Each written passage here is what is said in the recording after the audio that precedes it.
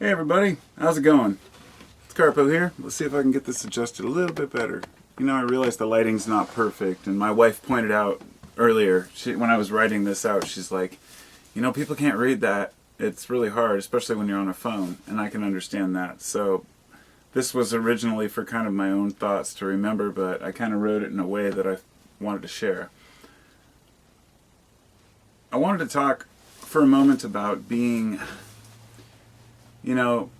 human and sharing ideas that actually matter, and making sure that the things we do as a species, as individuals as well, are productive and useful, and that we can actually enjoy reaping the rewards from the seeds we sow, pun intended. So I wanted to compare kind of the way I've found to go about basic life endeavors with growing a garden.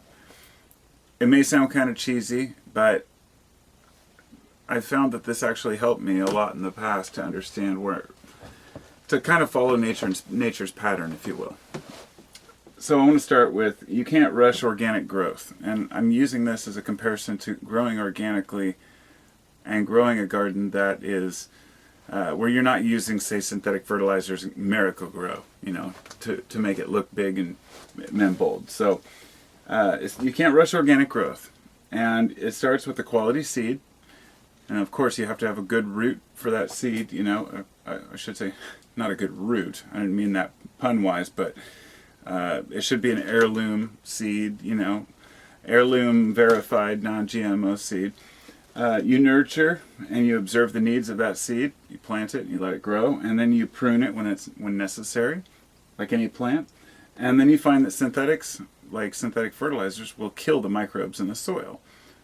So, in other words, you'll get a lot of quick, explosive growth, but now we're learning that it can destroy the microbes, which can eliminate the connection with the mycelia and the connections between the plants.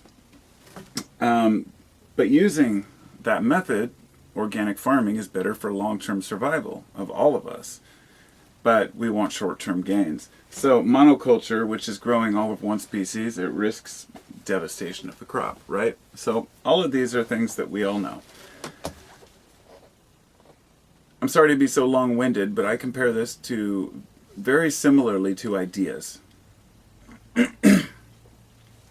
So I wrote in the same color, obviously, as what the idea is. So you can't rush organic growth. In the same way, you have to allow ideas to progress naturally.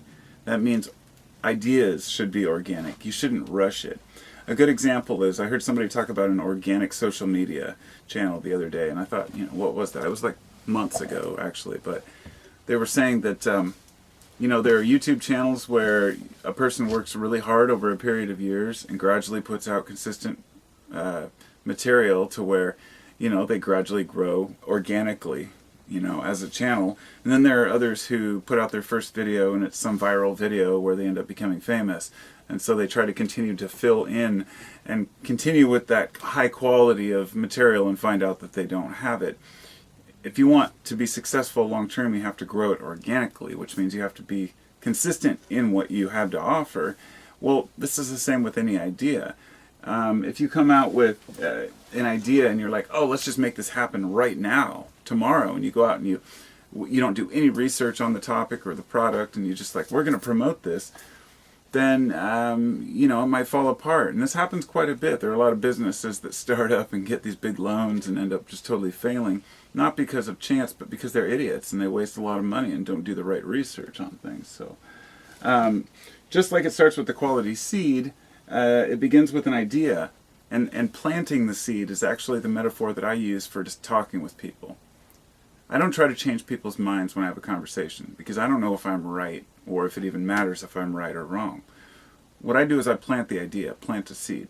And if it's worthy, that seed may sprout in the person's mind. And if somebody's ever told you something that you can't unhear, something that makes you question your own beliefs or your own ideas, that shouldn't be a painful thing. It can be, but when that seed sprouts, you can't stop that plant from growing, and all of a sudden you find out that you're not you don't follow one belief anymore, you're on something else, or people who swap different religions or different belief structures, different cultures, different political parties, whatever it might be. We're constantly in flux. So You plant the seed, and if the idea is good, then it will grow. You see how it affects others and adjust, and that's just the same as observing the needs of the plant. You remove harmful components as discovered, and this is just like pruning of your ideas. Just because you come up with one grand scheme of something you want to do, and part of it doesn't work out, doesn't mean you have to hang on to the whole thing. You know, we tend to be very arrogant and stubborn. I know from my experience that I'm stubborn about things. Like, either it works or it doesn't, but I try to be more pliable, you know.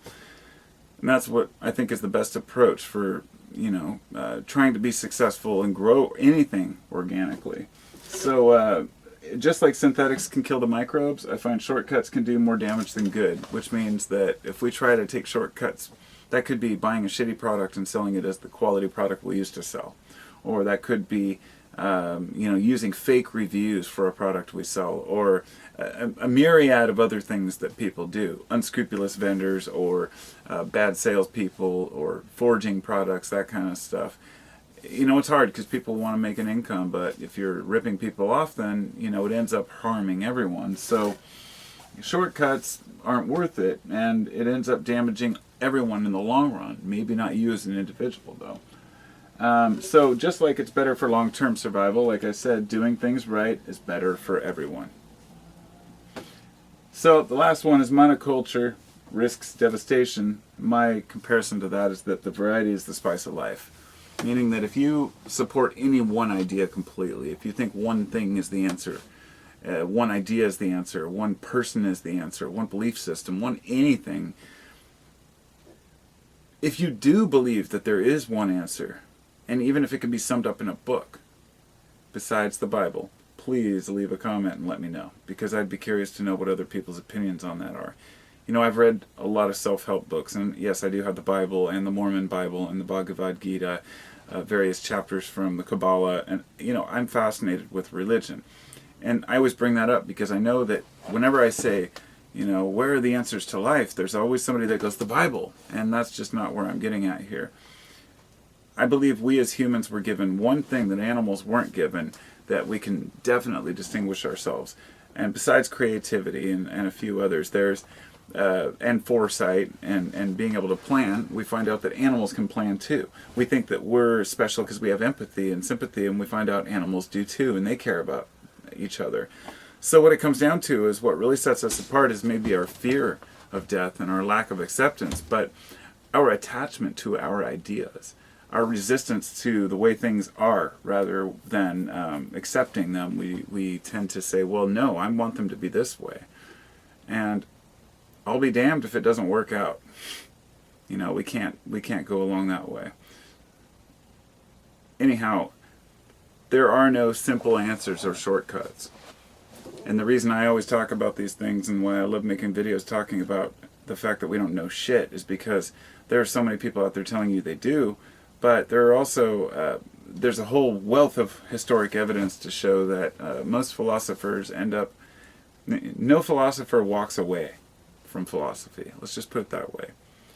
Has anyone found the actual answer and then walked away and been happy with it? There are no answers to life, only more questions. So if you're not willing to ask the questions, then, live your life and don't worry about the big answers. Honestly, it's probably not even worth it, because for the most part, overthinking things is just painful for most people. And I know that for myself because I've thought about so many things that seemed important, and I thought, why did that even matter? Well, why does anything matter? So that's nihilism, and you can fall into that really easily. But by comparing ourselves to nature, I think, in my opinion, my humble opinion, that we can better understand what nature has to offer, if you will, because it gave us a blueprint for our own survival, for our own ideas, for where we're supposed to be going as a species. And I think that it's embedded somewhere there in what the rest of the animals do. And it may sound silly to a lot of people, but I truly think that if we can look and say, I want to look at ideas just like planting a garden, and I want to look at people as pieces in a puzzle or facets on a jewel, whatever it might be, whatever helps us better understand it, so be it. Everything is metaphor. It sounds pretentious or it even sounds a bit ridiculous. Every time I say certain things like that, it brings me back to my days when I was all about love and light and kind of in my like hippie, floaty crystal phase where I was into cymatics and frequencies and all this. I've gone through so many different phases trying to understand life, and finally I come to the conclusion that if you really want to understand the best tools to life, stop trying to come up with human solutions to an ancient problem.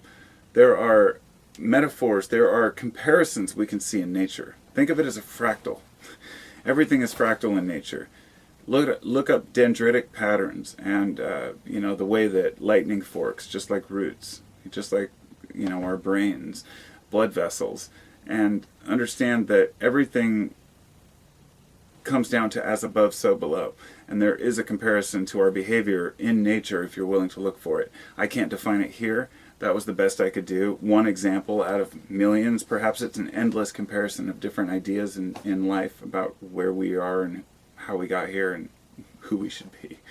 So, anyhow, those are just some thoughts. I actually came out here to do a video talking about some herbs that I really enjoy, and I got stuck with talking about some metaphors for life, but that's what I do. So I'll talk to y'all soon. Be well. Love y'all. Take care. Don't get yourselves in trouble, and don't get in any fights. I could go on and on and on, but I won't. Do whatever you want. Take care.